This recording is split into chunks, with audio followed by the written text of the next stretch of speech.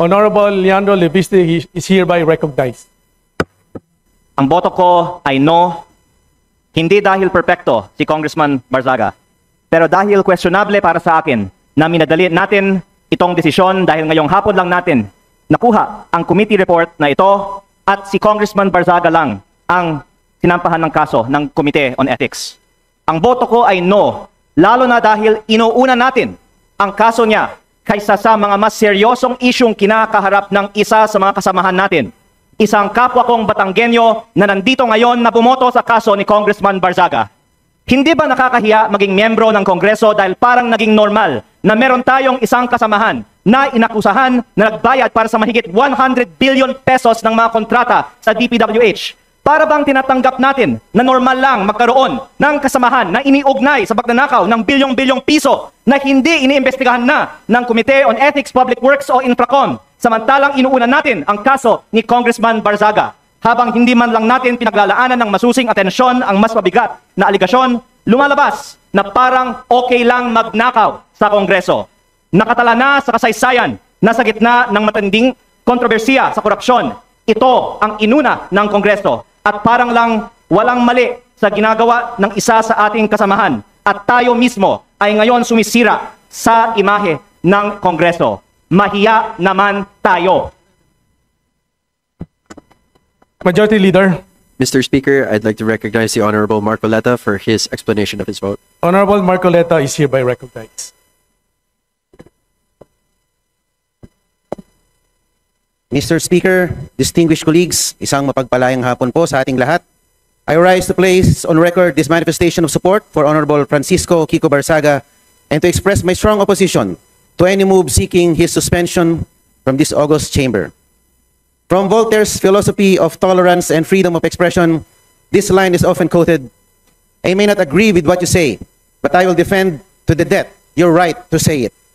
The independence of the legislature ensures that members may speak fully, frankly, and fearlessly on matters of public interest. Honorable Barzaga's statements directed at alleged corruption within the government falls within the fullest and most urgent category of political expression.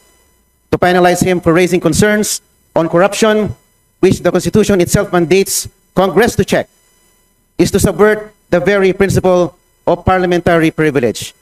Mr. Speaker, 2004 pa lang po, andito na po ako bilang Chief of Staff po ng aking ama. Nakita ko po ang mga oposisyon na grabe magtuligsa sa administrasyon. Nandyan po ang mga magigiting na miyembro ng Makabayan Bloc na sila sa Arturo Campo, Lisa Masa, Joel Verador na talagang magigiting na mga figura ng oposisyon. Pero hindi naman po sila naharap sa mga ethics case, gaano man sila kaanghang magsilita laban sa administrasyon.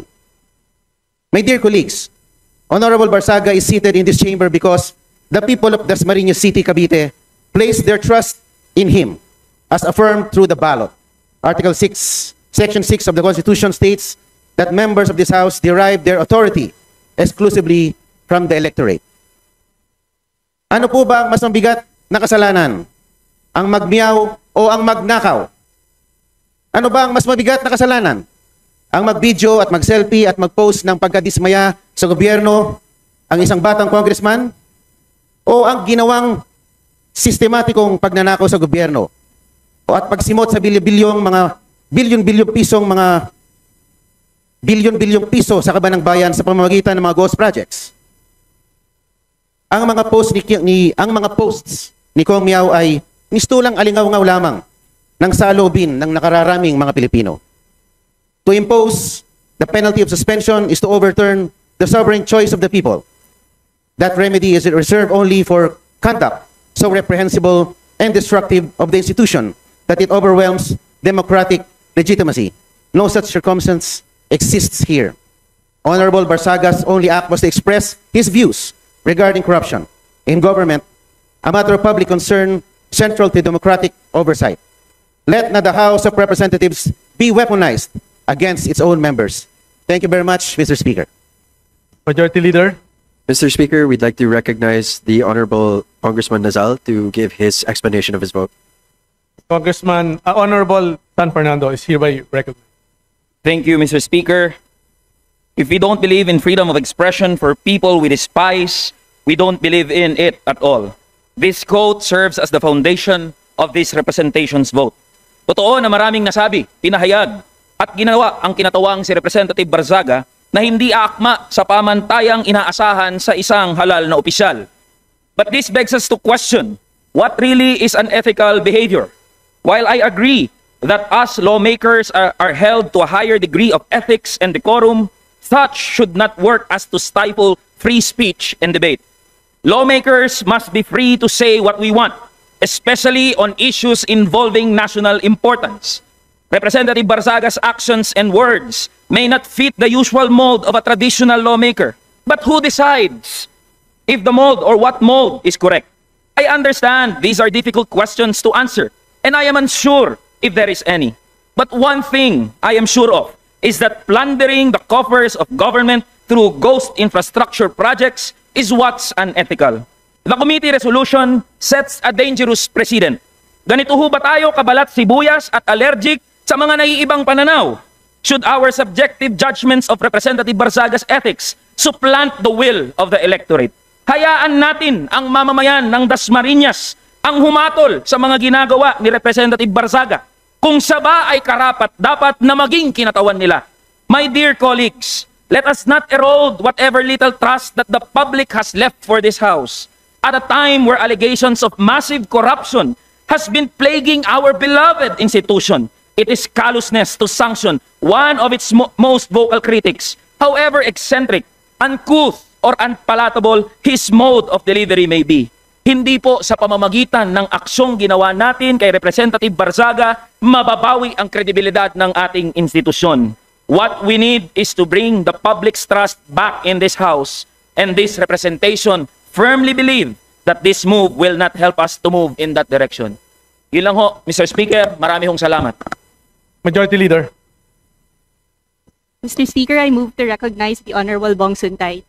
Honorable Bong Suntay is hereby recognized. Mr. Speaker, distinguished colleagues, ang boto ko ay nakaugat sa malinaw at tahasang proteksyon na ibinigay ng konstitusyon.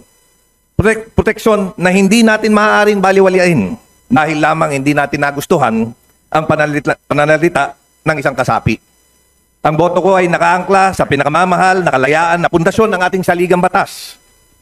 Nakaukit sa Article 3, Section 4, under freedom of speech, na nagsasaad na no law shall be passed abridging the freedom of speech, of expression, and of the press. Ito ang pundasyon ng lahat ng demokratikong lipunan. Its shield is broad and its protection is deep. It extends even to speech that is sharp, incendiary, or inflammatory. Constitutional protection is not limited to speech that is polite, convenient, or comfortable. This freedom is not ornamental. It is the lifeblood of a democratic discourse. The very air that allows truth to move, compete, and ultimately prevail in the marketplace of ideas. In every Congress, in every era, disagreements, mabigat man o masakit, ay mangyayari. But our duty is not to silence discomfort. Our duty is to allow debate, to permit critique, and to safeguard the right of each member to speak without fear that dissent itself becomes punishable. Totoo, the circumstances and expressions involved fall short of the quorum expected in this House. Hindi natin kinukonsinti ang pamamaraan o pagkasabi. Hindi natin tinatanggal ang bigat ng responsibilidad sa pagpili ng salita. Ngunit, falling short of decorum does not remove constitutional protection. The speech may be harsh. It may offend sensibilities. It may jar our sense of propriety. But as long as it remains within the realm of expression guarded by the Constitution, this chamber cannot treat protected speech as punishable misconduct. Democracy does not mature through silence or suppression.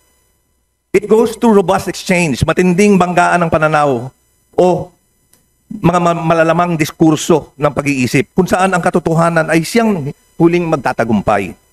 I cast a no vote because imposing sanction here creates a chilling effect.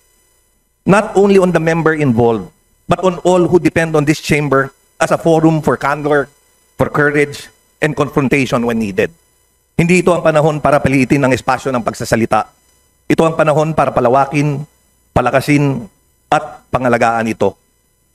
Freedom of speech is not defended only when it is easy.